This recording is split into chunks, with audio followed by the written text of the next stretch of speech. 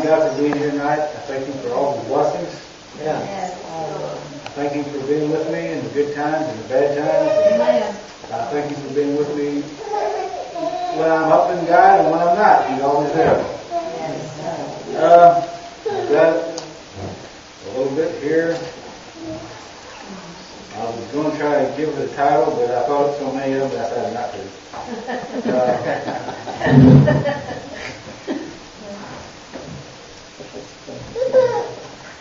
I do that once in a while.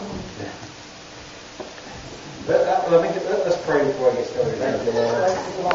Thank you, Lord Jesus. God, praise you, bless for the care tonight. God, give him word to speak. Touch our heart and our minds. To receive thy word tonight, Lord, I pray. To know that the word is always the God of hope. Oh God, hallelujah. Jesus, wonderful name, we thank you, Lord. Praise God, praise God. Hallelujah. Bless you, Almighty God. Thank you, Lord. You are Thank you, worthy. Lord. Thank you, God. In the name of Jesus. Hallelujah. Thank you, Lord. In the name of Jesus. Praise God. In the name of Jesus. Hallelujah. Yes, Lord. You are down here on earth, our family is really important. And our family relationships. Yes. The relationships with our father and our mother and our brothers and sisters is really important. You know, if you have people in your family that, you know, they never come around, they don't talk, they don't have anything to do with you, you really don't have a relationship with them. Right. No, you don't. And my question tonight is how is your relationship with your father? And I'm not talking about your earthly father. Right. You know, our relationship with God, to God, the most important thing that we can have on this earth is relationship with Him. Amen. That is totally why He created us. That's why we're here. Right. God, John 3:16, God so loved the world that He gave His only begotten Son. Right. God desires to talk with us. Yes. God desires to be our friend. Yes. God desires to be our Father. Right. The first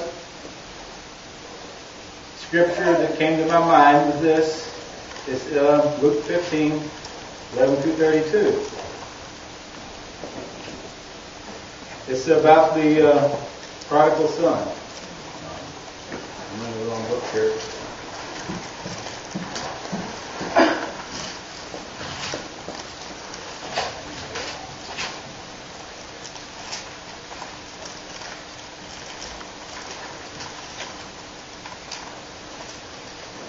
It's just the one I want to get started with here. Let's see.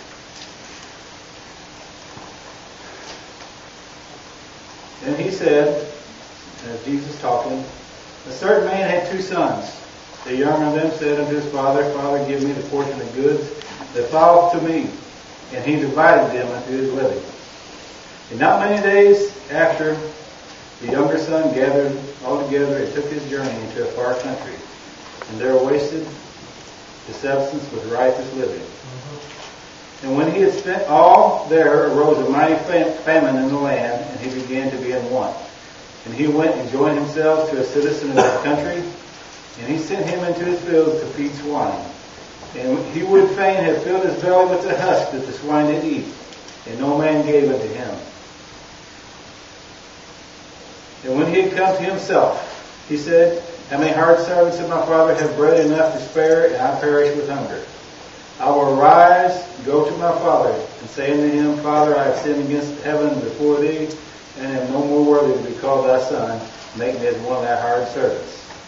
And he arose and came to his father, but when he was yet a great way off, his father saw him and had compassion, and ran and fell on his neck and kissed him.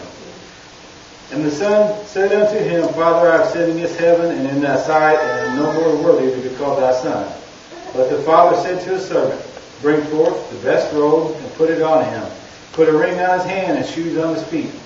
and bring hither the fatted calf, and kill it, and let us eat and be merry.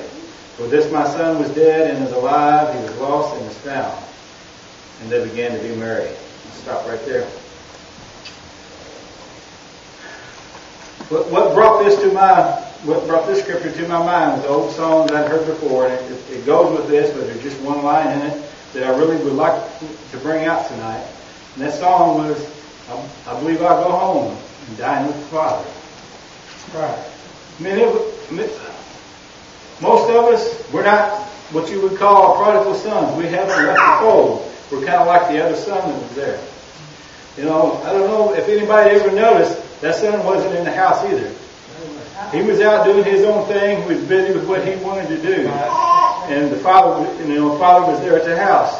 When the other son came home, he welcomed him because he was glad to have him back. He was glad to see that he still loved his son.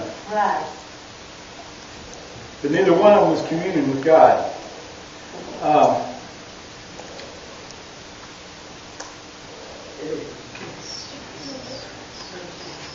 Let's go to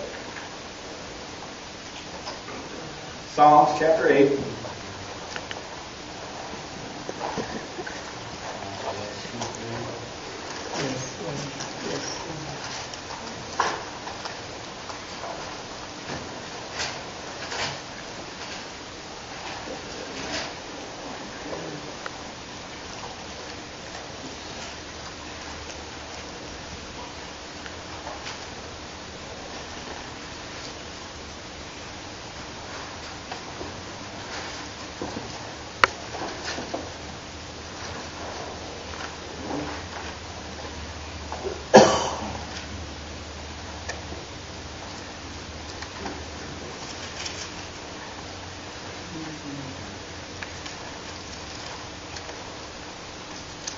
O Lord, our Lord, how excellent is thy name in all the earth, who hast set thy glory above the heavens.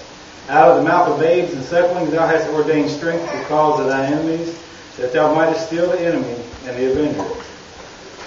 When I consider thy heavens, the works of thy fingers, the moon and the stars which thou hast ordained, what is man that thou art mindful of him, and the son of man that thou visitest him? For thou hast made him a little lower than the angels, and crowned him with glory and honor. Thou hast made him to have dominion over the works of thy hands, and hast put all things under his feet. All sheep and oxen, yea, and the beasts of the field, the fowl of the air, the fish of the sea, and whatsoever passeth through the paths of the sea. O Lord, our Lord, how excellent is thy name in all the earth. When we consider all the things that God has done for us, the things that he's made, like it says here, the heavens and the earth and all that, and he's put that all under us because he loves us. He has given us everything that Satan desired to take. He gave it to us freely.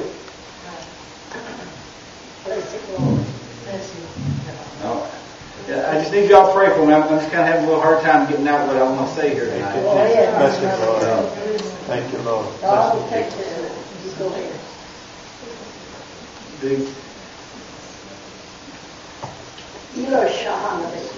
The main thing that I would really like to say tonight Yes, Lord.